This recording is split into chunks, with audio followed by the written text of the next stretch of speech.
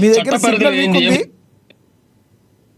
మళ్ళీ వస్తా, మీతో మళ్ళీ మాట్లాడతాను. మనతో ఆచార్య గారు ఏదో చెప్తున్నారు. ఆచార్య గారు చెప్పండి ప్లీజ్, కంటిన్యూ.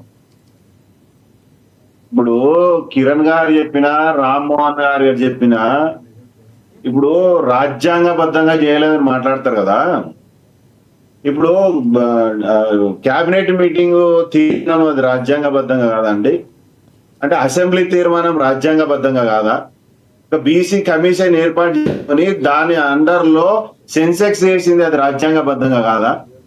అంటే ఇప్పుడు కేంద్ర ప్రభుత్వానికి బిల్లు తీసుకప్పుడు కేంద్రంలో బీజేపీ ఉంటే అది చేసే పని అదే పనే కదా. ఇప్పుడు బీజేపీ అధికారంలో ఉన్నా, బీఆర్ఎస్ అధికారంలో ఉన్నా, రేపు సెన్సెక్స్ పెంచాలంటే ఇదే కేటగారికల్ గా, సైంటిఫిక్ గా బీసీల యొక్క సెన్సెక్స్ చేసిన తర్వాతనే కేబినెట్ మీటింగ్ చేసి అసెంబ్లీ తీర్మానం చేసే కదా పంపించేది. 42% చట్టం చేయాల్సింది పార్లమెంట్ లో, అసెంబ్లీలో కాదు. ముఖ్యమంత్రి గారు కూర్చొని మంత్రివర్గ సంఘంలో చేయాల్సింది. వినాలే ఫస్ట్, నువ్వు వినాలే.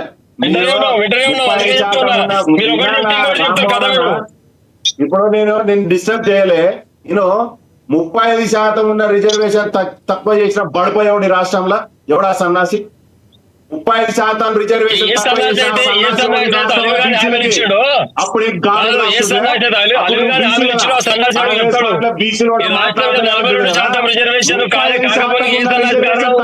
సన్నాసి ఈ రాష్ట్రంలో కాకపోవడానికి ఏ సన్నాసి కారణం? నేను అడిగిన క్వశ్చన్ ఆన్సర్ చెప్తే చెప్పు, లేకుంటే కట్ చేసి పడాయి. 35% రిజర్వేషన్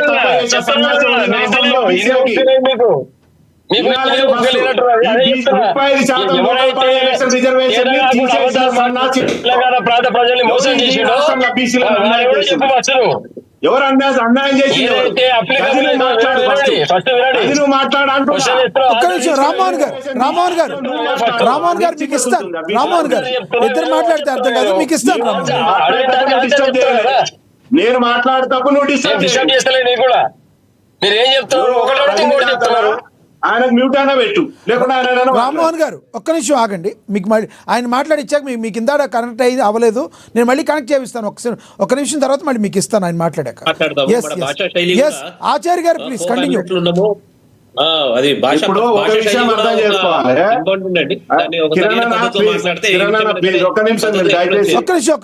ఒక 2 నిమిషాలు ఆగండి ప్లీజ్. ఇప్పుడు ఏ పార్టీ అన్నది అనవసరం. నాకు ఏమైనా అన్యాయం జరిగిందంటే ఎవరిని వదిలిపెట్టాను, నేను ప్రశ్నిస్తా. అది నా సిద్ధాంతం. అది ఎవడైనా బీసీ అనేటోడు అట్లనే ఉండాలి, అదే కరెక్ట్. ఇవాళ 30% రిజర్వేషన్ తక్కువ అయిందా లేదా ఈ రాష్ట్రంలో? తక్కువైంది కదా, నాకు అన్యాయం జరిగింది కదా. ఎందుకు జరిగే?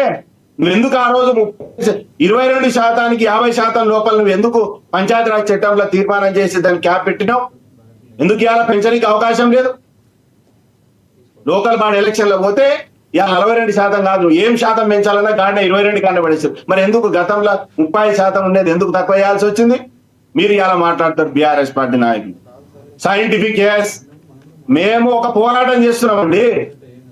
హైకోర్టులో, మహారాష్ట్రలో, బీహార్ లో జరిగినటువంటి ఈ యొక్క హైకోర్టు జడ్జిమెంట్లు తీసుకొని మనం ఇవాళ సైంటిఫిక్ గా చేసి మన పోరాటం ఎందుకు చేయకూడదు?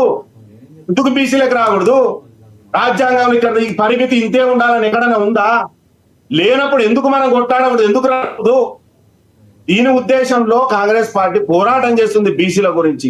ఎవడో ఒకటి ముందుకేయాలి కదా. 29 రాష్ట్రాల్లో ఎవరు చేయలే. మరి ఇవాళ రేవంత్ రెడ్డి గారు, కాంగ్రెస్ ప్రభుత్వం ఇవాళ ఒక అడుగు ముందుకేసి మరి పనిచేస్తుంటే నువ్వు బీసీగా ఏం చేయాలి? నీ పార్టీని ఒత్తిడి చేయాలి, నువ్వు పని చేయాలి. అది కాకుండా ఇవాళ ఎక్కడ ఆగింది మీ అందరూ? కేంద్ర ప్రభుత్వం ఇది 9th షెడ్యూల్లో పెడితేనే పాస్ అవుతుంది. ఎస్, కానీ ఐంద్రాసాని జడ్జిమెంటే చూపించి మొత్తం దేశం వల్ల చరిత్ర చూపిస్తారు కదా. ఐంద్రాసాని జడ్జిమెంట్ కూడా చదువుకునే వాళ్ళకి కొంత అవగాహన ఉండాలి. పేజీ నెంబర్ 830 పేజీ తీయండి.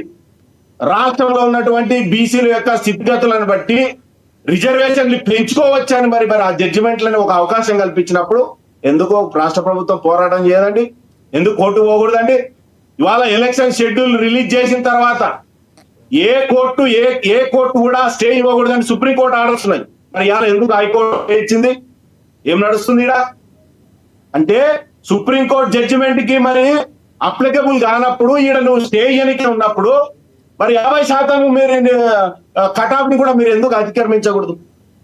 అంటే సైంటిఫిక్ గా లేదు కాబట్టి గతంలో మహారాష్ట్ర చేసిన బీహార్ చేసిన సైంటిఫిక్ సెన్సెక్స్ జరగలేదు కాబట్టి అక్కడ మేము ఇది చేసినామని తీర్పులు ఉన్నాయి కాబట్టి మేము దాన్ని పరిగణలోకి తీసుకొని వాళ్ళ సైంటిఫిక్ గా బీసీల యొక్క సెన్సెక్స్ చేసి కేబినెట్ తీర్మానం చేసి అసెంబ్లీ తీర్మానం చేసి కేంద్రానికి పంపించడం జరిగింది. కేంద్రానికి కూడా పంపించి మేము ఎందుకంత వాళ్ళ జీవోహెచ్ ఎలక్షన్ లో పోతున్నాం. 3 నెలలు అయింది కాబట్టి అదే సుప్రీంకోర్టు ఆర్డర్ ఉంది. మళ్ళా 3 నెలలు దాటిన తర్వాత ఆ బిల్ పాస్ అయినట్టని చెప్పి సుప్రీంకోర్టు ఆర్డర్ ఉంది. ఎస్, మరి 3 నెలలు దాటింది, ఆ బిల్ పాస్ అయిందని సుప్రీంకోర్టుని గౌరవించే మేము ఇవాళ నోటిఫికేషన్ రిలీజ్ చేసినాం. దేనికోసం చేసినాం? బీసీల కోసం కదా. మీలాగా మేము రిజర్వేషన్ తగ్గించలే. కేంద్రం లాగా మేము 10% ఉన్న జనానికి 10% రిజర్వేషన్లు ఇచ్చినాడు కదా. మరి ఎందుకు 65% జనాల్ని కనబడతలేరు బీజేపీకి? 80% హిందువులే కదా ఈ దేశంలో. నువ్వు హిందువులకు ఎందుకు రిజర్వేషన్ కల్పించలేకపోతున్నావు? నువ్వు బీసీ బీసీ ప్రధానమంత్రి 12 ఏళ్ళు అయిందండి ఈ దేశానికి. ఏం చేస్తావు బీసీలకి? నువ్వు 10% ఉన్న వాళ్ళకి రిజర్వేషన్ ఇయ్యని కదా నువ్వు దేశ ప్రధాని అయింది. 60% జనాలకు బీసీలకు రిజర్వేషన్లు ఇయ్యని కదా. మీరు మాట్లాడతారు కేటగారికల్ గా. నువ్వు చేయి కేటగారికల్ గా. నువ్వు కేంద్రంలో నువ్వే ఉన్నావు కదా 12 ఏళ్ళు. ఏం చేస్తావు? వచ్చాయి దేశ ప్రజల కోసం. ఇది చేత కాదు. ఈడ ఉన్న వాళ్ళు చేస్తుంది రాయేయాలా బురద వేయాలా. అరే నువ్వే గొంతు విసి చంపినావురా నాయన. బీజేపీ బీఆర్ఎస్ 30% 20 తక్కువ చేసి బీసీలో చంపిరా నాయన మీరే అంటే మీరే దాడి చేస్తా అంటే ఎవరైనా కానీ ఆ పార్టీ తప్పు చేస్తే నాకు అన్యాయం జరిగితే నాకు తప్పు కాదన్నలా. ఎవరికి తప్పు జరిగినా తప్పే అంటాం. కానీ ఇలా ఒక అడుగు ముందుకేసి రేవంత్ రెడ్డి గారు 29 రాష్ట్రాల్లో ఏ ముఖ్యమంత్రి చేయని పని ఇలా చేస్తున్నాడు కదా. మీ చేతనైతే పార్టీలు ఇలా బీసీల కోసం కొట్లాడండి. మరి మీ పార్టీ